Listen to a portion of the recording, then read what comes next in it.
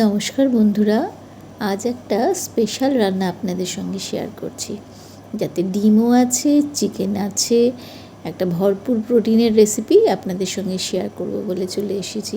এর জন্য আমি বেশ কিছুটা চিকেন কিমা বানাবো, সেরকম একদম বোনলেস চিকেন নিয়ে নিয়েছি। দেখতেই পাচ্ছেন সমস্ত চিকেনটার মধ্যে একটুও বোন নেই, এবং এর মধ্যে আমি একটু এলাচ দারচিনি দিয়ে দিয়েছি। যেহেতু আমার কাছে আজকে গুঁড়ো গরম মশলা নেই, সেই জন্য আমি কিন্তু গোটা গরম মশলাটা মিক্সিং জারে দিয়ে দিয়েছি। এবার কীরমভাবে পেস্ট করে নিয়েছি দেখতে পাচ্ছেন। খুব একদম মিহি পেস্ট করবেন না, একটু দানা দানা যাতে থাকে, তাহলে কিন্তু মুখে টেস্টটা ভালো লাগবে। এরপর ওটাকে একটা বাটিতে নিয়ে নিয়েছি, তার মধ্যে দিয়ে দিচ্ছি রসুন বাটা, আদা বাটা, এগুলো বাটাও করতে পারেন অথবা গ্রেট করে নিতে পারেন। একটু ঝাল ঝাল একটা কাঁচা লঙ্কা, একটু হলুদ, গোলমরিচের গুঁড়ো, আর দিয়ে দিচ্ছি একটা বড় সাইজের পেঁয়াজের বেশ মিহি করে কুচিয়ে নিয়েছি, সেটা দিয়ে দিয়েছি। এরপর দিয়ে দিলাম রেড চিলি পাউডার, জিরে গুঁড়ো, ধনে গুঁড়ো আর ধনে পাতা। তার সঙ্গে আন্দাজ মতো নুন দিয়ে দিতে হবে, এবং দিয়ে দিচ্ছি ঠিক 1 চামচ, মানে একদমই এর থেকে বেশি দেবেন না, 1 চামচ দিয়ে দিচ্ছি ছাতু, আর হাফ চামচ মতন আমি এখানে মাখন দিয়েছি। তার পরিবর্তে আপনি ঘিও দিতে পারেন অথবা সাদা তেলও ব্যবহার করতে পারেন। এবার এই সমস্ত উপকরণগুলোকে ভালো করে মিশিয়ে নিতে হবে।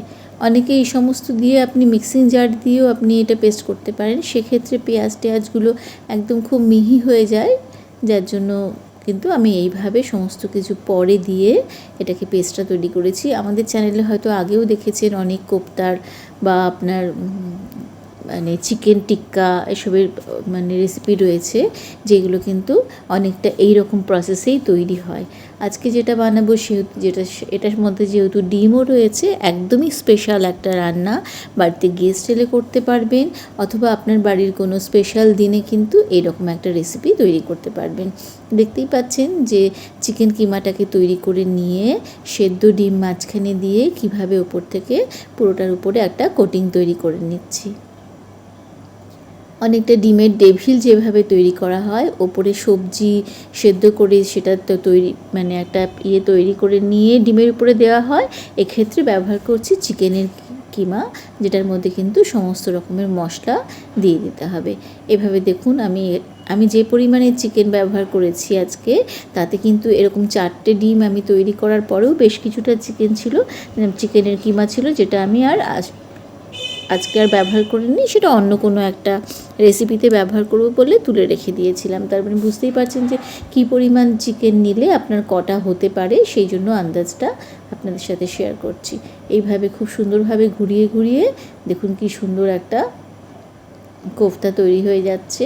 এটার খুব সুন্দর একটা নামও রয়েছে, আপনি এটাকে নার্গিসি কোফতা বলা হয়। এটা মাটন কিমা দিয়েও হয়, আমি চিকেন কিমা দিয়ে তৈরি করেছি।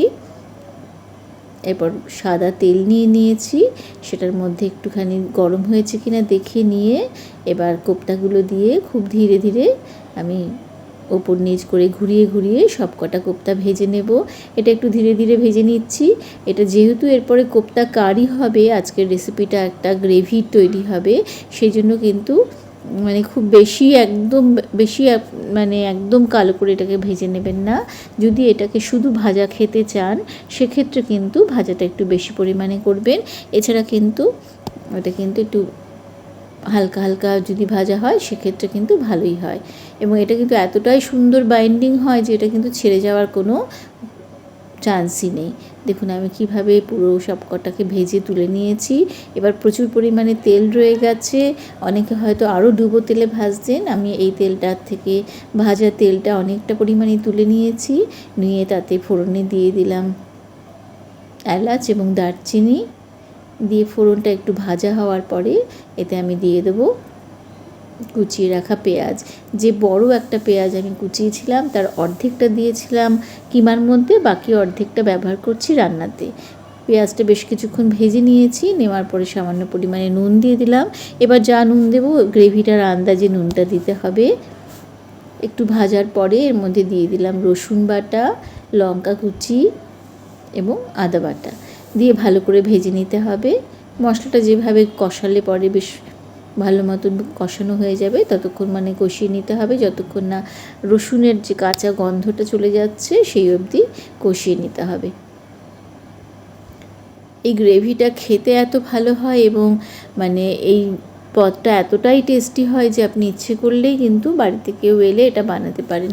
এবার এক এক করে গুঁড়ো মশলাগুলো দিয়ে দিচ্ছি। জিরে গুঁড়ো, রেড চিলি পাউডার এবং হলুদ ব্যবহার করেছি গুঁড়ো মশলা হিসাবে, দিয়ে সামান্য জল দিয়ে পেঁয়াজের সঙ্গে ভালো মতো মিশিয়ে নিয়ে আমি মশলাটাকে তৈরি করে নিচ্ছি। সমস্ত এগুলো ভাজা ভাজা মতন যখন হয়ে আসবে তখন দিয়ে দেবেন তাতে গ্রেট করে রাখা টমেটো পেস্ট দিয়ে দিয়েছি। এখানে আমি একটা টমেটো ব্যবহার করেছি, সামান্য পরিমাণে চিনি ব্যবহার করলাম। এইসব রান্নায় কিন্তু একটুখানি চিনি ব্যবহার না করলে টেস্ট আর ব্যালেন্সটা আসে না, একটা নোনতা নোনতা ভাব থেকে যায়। সেটা সবাই কিন্তু বুঝতেই পারেন যে একটু মিষ্টি ভাব থাকে। যে কোনো বড় রেস্টুরেন্টের রান্নাতেও খেয়াল করে দেখবেন কখনোই কিন্তু বেশি ঝাল বেশি নুন এরকম থাকে না। এরপরে দিয়ে দিলাম ভেজে রাখা পেঁয়াজ এবং 4-5টা কাজুকে পেস্ট করে নিয়ে গ্রেভিটার মধ্যে দিয়ে দিয়েছি। এটা দিয়েছি শুধুমাত্র যাতে গ্রেভিটা খুব সুন্দর একটা বেশ মানে মখমলি একটা ব্যাপার আসে, খুব একটা মিহি ক্রিমি মতন ভাব আসে, সেই জন্য আমি ওই ভাজা পেঁয়াজ এবং তাতে ব্যবহার করেছি 4-5টা কাজু বাদাম। ভালো করে মশলাটা কষে এসছে যখন, তেল বেরিয়ে আসার পরে গরম জল দিয়ে দিচ্ছি। রান্নায় কিন্তু অবশ্যই গরম জল ব্যবহার করবেন। মশলাটা ভালো করে মিশিয়ে নিয়ে একটু ফোটার পরে কোপ্তাগুলোকে আমি হাফ করে কেটে নেব। হাফ করে কাটার একটাই অর্থ যে এতে ভিতর অবধি সমস্ত মশলাটা ঢুকে যায় এবং টেস্টটা ভালো হয় এবং বেশ একটা নরম ভাব আসে। যেহেতু আমি এটা ভাজা খাচ্ছি না আজকে, এটা আপনি স্ন্যাক্স হিসেবেও কিন্তু সার্ভ করতে পারেন। এবার কোফতাগুলোকে দিয়ে দিচ্ছি, দিয়ে কিন্তু আমি সিমে আঁচে রেখে প্রায় মিনিট 10 এটাকে রান্না হতে দেব, যাতে চিকেনটা খুব ভালো মতন মশলার সঙ্গে মিশে যায় এবং স্বাদটা কিন্তু দুর্দান্ত হয় বন্ধুরা। এটা রুটি পরোটা সব কিছুর সাথেই কিন্তু দারুণ যায় এবং এটা যে কোনো সময় একবার বানিয়ে দেখুন বন্ধুরা। যারা এখনও বানাননি তারা অবশ্যই একবার বানিয়ে দেখুন, আমার মনে হয় সবারই খুব পছন্দ হবে। এরপর ওপর থেকে ধনেপাতা দিয়ে দিয়েছি এবং শেষে একটু ঘি এবং গরম মশলা ব্যবহার করেছি, যেটা আমি দেখাতে ভুলে গেছি। এই দেখুন ফাইনাল লুকটা কেমন হয়েছে, দারুণ খেতে হয় এবং দুর্ধর্ষ দেখতেও হয়। বন্ধুরা ভালো লেগে থাকলে একটা লাইক শেয়ার ও কমেন্টস করবেন এবং নতুনদের কাছ থেকে একটা সাবস্ক্রিপশন আশা করছি।